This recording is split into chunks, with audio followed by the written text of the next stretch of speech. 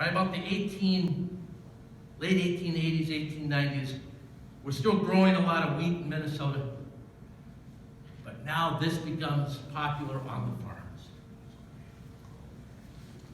How many have seen these old threshing machines? Do we use them today besides the threshing shows up at Donnelly and other places? No, we don't use them on the farm today, do we? And I'll talk about this a little bit later, but do farmers ever throw anything away? No, they park it in the woods, right? They don't call it the woods, what do they call it? The grove. We'll laugh about that in a little bit, so pay attention to me on that. Or they park them up on the fields. If you've ever taken some back roads over by Sunburg, over in northern Candido-High County, southern Polk County, you'll find this guy's got probably 40 threshing machines lined up on the hillsides. They're farm-yard art. Some of you put flamingos in a bird bath in your yard. They put threshing machines in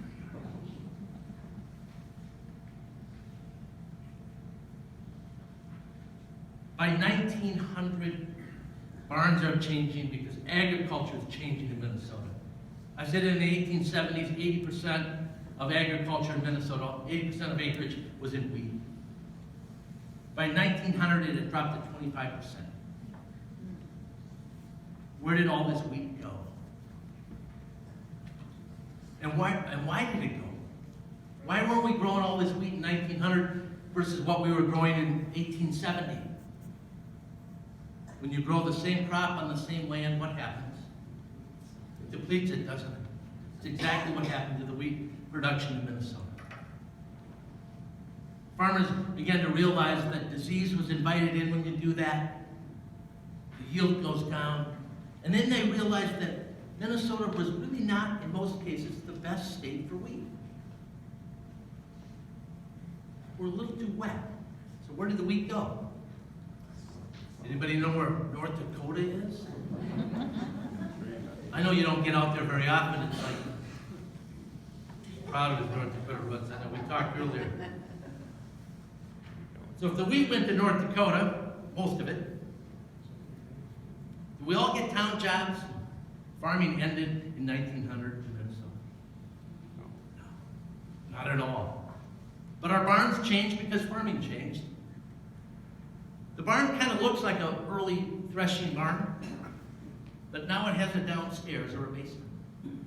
Because now we're following our neighbors in Wisconsin, and we start the dairy business. Before that, dairy wasn't as big. That's why if you ever drive in small towns in Minnesota, look at the date of the creameries in our small towns. That will give you an indication when dairy is taking off. So what did we grow in replacement of wheat in our fields? What three crops primarily replaced wheat in Minnesota? Corn. Corn, I heard corn. Soybeans didn't come in until the 1940s, by the way. So we weren't growing soybeans. What else? We got corn and what else? Well, we did have that, but it wasn't one of the main three anchor crops. Corn, oats, and alfalfa. But our barns changed. Now we got livestock in our barns for the first time. Occasionally on the old wheat barns, we'd have a horse stall or some oxen. But generally, now our barns are going to house animals. And this is an early dairy barn in Minnesota. This one's another example of an early dairy barn. This is the old Swenson farm down by Montevideo.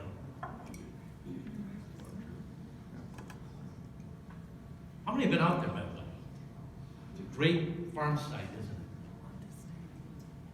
But when we think of early dairy barns in Minnesota, most of us think of a barn shaped like this, right? This looks like a barn. They're the biggest barns now on the landscape. A couple of features on this barn that we never had on the early wheat barns. The first thing is we had the row of these. What do we call those? Windows, right? Why do we put now windows in our barn? And don't tell me the answer that a lady in Minnetonka that had never been out to a farm, when I asked that question, she said, Well, we put windows in the barn so the cows could look outside. How many think that was the reason? Of course not. We didn't do it for the cows.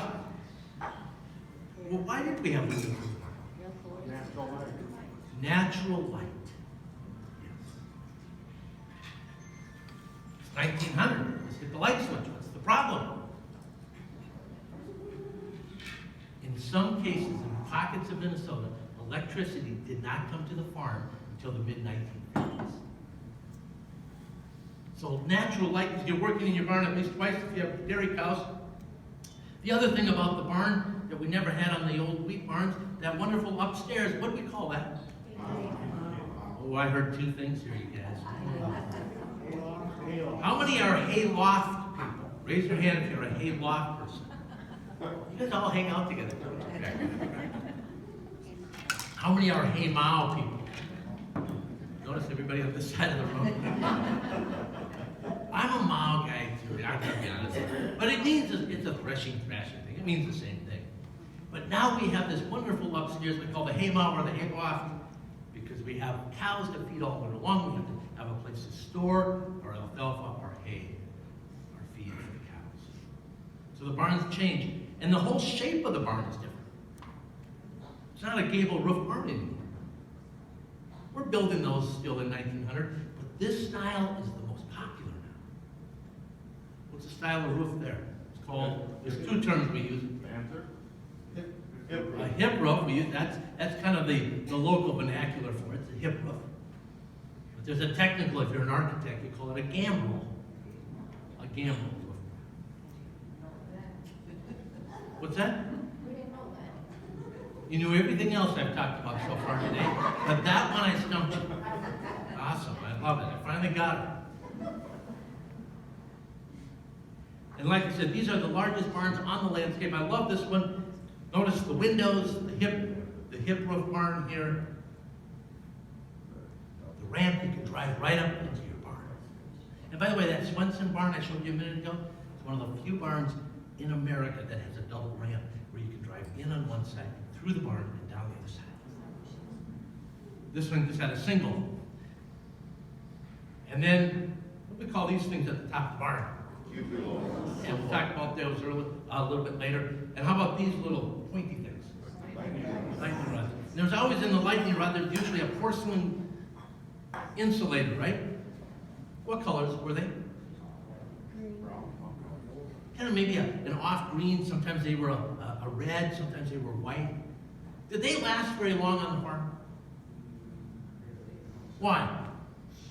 Yeah, finally the farm kid finally gets his first pellet gun or his .22 and he shoots them. They're too tempting of a target. So they never lasted up there. And when Dad came home, who did that? Neighbor kid, I'm sure. Upstairs in the hay mow of a hip gambrel roof barn, many of them were held up, the hip was held up with braces, but that wasn't a problem because back in 1900 or thereabouts, when we were putting up hay, how many remember putting up loose hay in big slings? They were like big hammocks of hay. Where you had a hay grabber. How many had one of those where it had these big claws? It's like a medieval torture. You get below that thing and you're in trouble. But you would put up loose hay.